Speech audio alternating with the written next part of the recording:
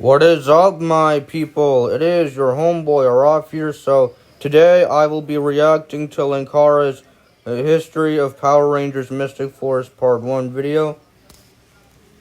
So let's do this.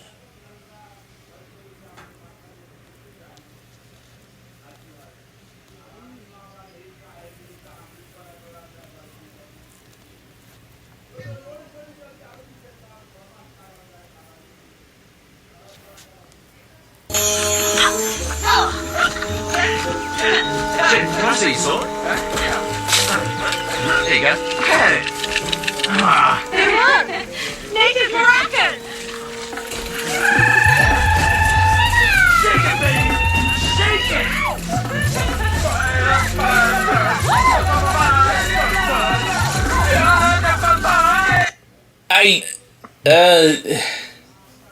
I have no words. Are you sure you people still want me to do this series? Okay. Welcome, my friends, to Power Rangers Mystic Force.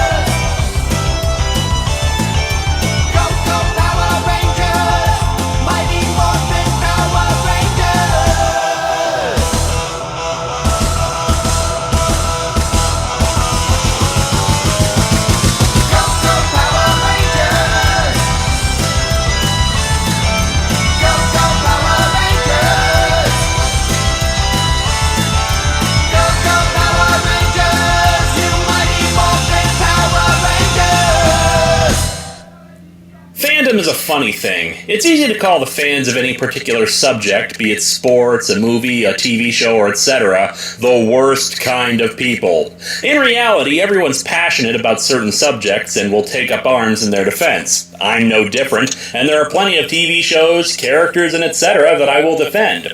However, the real kicker is when you get something like Power Rangers, where themes, casts, and just generally everything about it changes from season to season. Now, I've always argued that the cast shouldn't change from season to season, that it should maintain continuity, maybe drop out certain characters for people who want to leave and whatnot, but I've long since accepted that after In Space, the cast is going to rotate out. I'm of course sad about it, but on the other hand, it allows the show a fresh start to try new ideas and have new characters. But when you have a franchise like Power Rangers that has lasted 2 decades straight at the time of this video's release, people are going to start having more and more differing opinions about what seasons are good and what are bad. For example, I've talked with people who vehemently hate Wild Force, thought it was absolute dreck and some of the worst that Power Rangers has ever offered.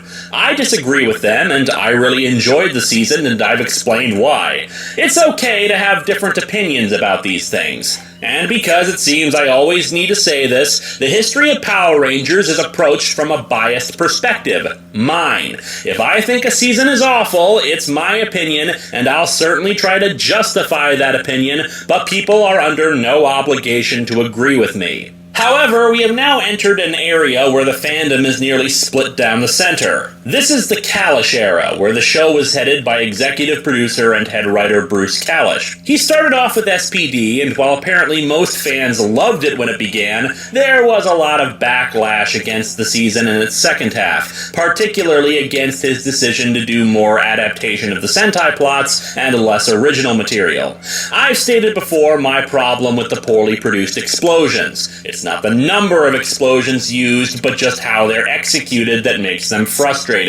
However, I am also not privy to what goes on behind the scenes of a weekly television series. Most of my behind-the-scenes information comes from wikis, interviews with the cast and crew, rumors, and anything else I can scrounge up whenever possible. There's just not as much information out there on this stuff as much as there is for other shows. I admit I've gotten stuff wrong before, and when I eventually finish History of Power Rangers, I'll try to make a video listing corrections to things I assumed were true but were not. Subsequently, I also do try to state when what I've got is hearsay versus actual fact from the lips of the people who made it. Most opinions that I've read seem to think that SPD was pretty good overall, but had a lot of problems. The next 3 seasons, however, Mystic Force, Operation Overdrive, and Jungle Fury, are the ones that I see get the most debate. As I've stated, I'm going to approach these seasons with an open mind. I will give them a chance to impress me. These are also the seasons that I know the absolute least about. If the only reason people have for hating them is, it's too much like the Sentai, that is not a valid argument for me. I've never seen the Sentai. I have zero interest in the Sentai. I know that upsets some people, but think of it this way. I am a fan of Doctor Who, which at the time of this video's release is being headed by Stephen Moffat. Another show that Moffat is currently running is called Sherlock, and I have been told that it is one of the best damn programs ever made. And while I may someday watch it, I don't currently, and really don't have any interest in watching it. That is the same thing when it comes to Power Rangers versus Super Sentai with me. I'm not saying it isn't good, I'm just saying I'm approaching this solely as a Power Rangers fan, and I'm going to let Power Rangers speak for itself.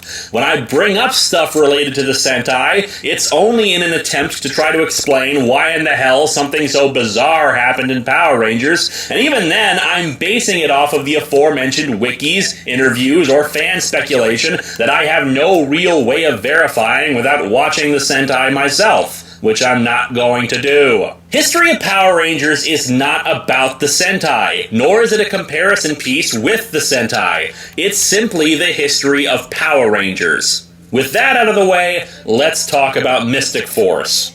The season begins with the 2-part Broken Spell. We're not off to a good start with the theme song. It's more of a hip-hop kind of thing, and I can't even believe I have to explain why that's a bad thing for Power Rangers. It's certainly not the worst theme Power Rangers has ever produced. Oh, we'll get to it, trust me. But when you think of a series like Power Rangers, and then think of magic and mysticism, does your mind immediately turn to hip-hop?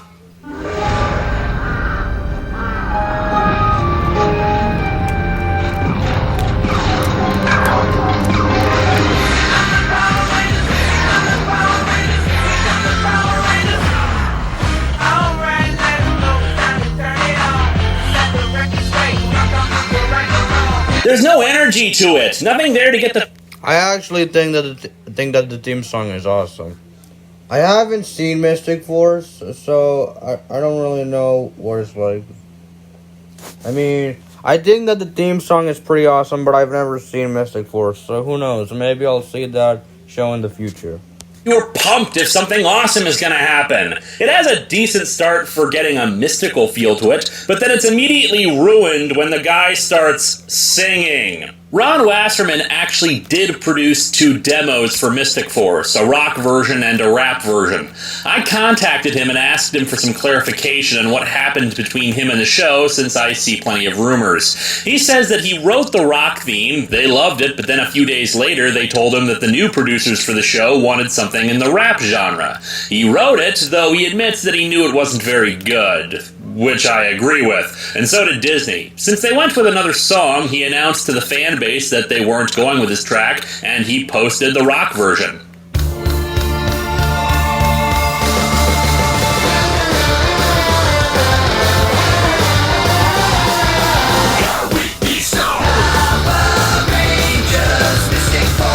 Sure, it's nowhere near as good as SPD's theme or anything, but I'd still take it over what we actually got any day.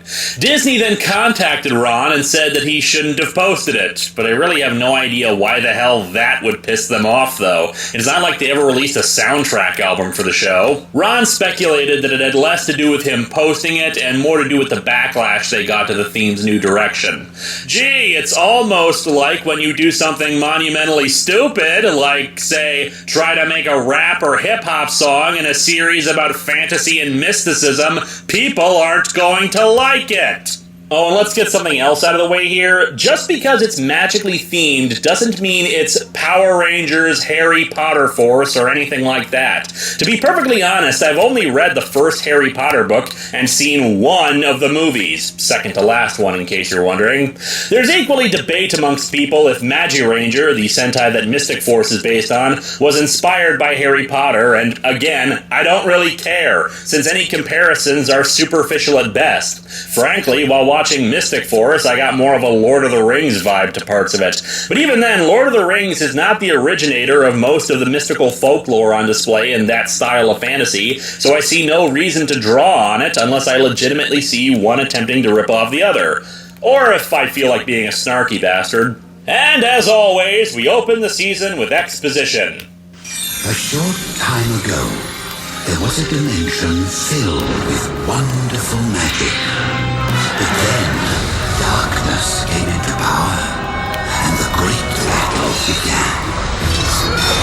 An army of the undead, led by a powerful warrior, swarmed over the land, setting their sights on the human realm. Fortunately, the Dark Forces were defeated by 5 wizards with attitude and driven back. The Red Wizard banished them into the underworld and sealed them behind giant gates. The human world never knew of the great battle, or the sacrifices that were made to save them from destruction. Humanity never knew how close they came to once again getting their asses handed to them. Even till this day, they live in peace. Oh, except for the demons, the mutants from the future, the evil space aliens, the orgs, and the former Power Ranger designing creatures based on dinosaur DNA because science. We first meet this guy on a motorcycle. So, that must be Briarwood. Yep, sure glad I said that out loud. Ninja rap!